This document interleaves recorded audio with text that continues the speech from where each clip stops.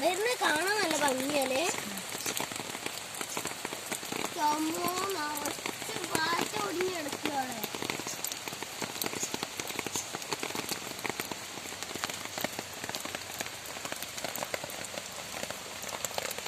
ആന്റിയേ ആന്റിയേ നമ്മൾ പൊട്ടക്കിണറ്റിന്റെ അടുത്തേക്കൊന്ന് പോയേക്കല്ലോ. പൊട്ടക്കിണറ്റിന്റെ അടുത്തേക്കൊന്ന് പോയേക്കാലോ. എന്താ ആന്റിയേ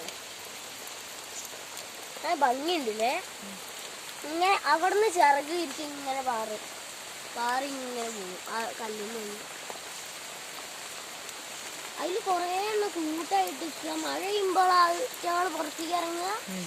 അതിന് എന്തോ ഇതൊക്കെ അന്നേരം അങ്ങനെ ഒരു കഴിവാണ്.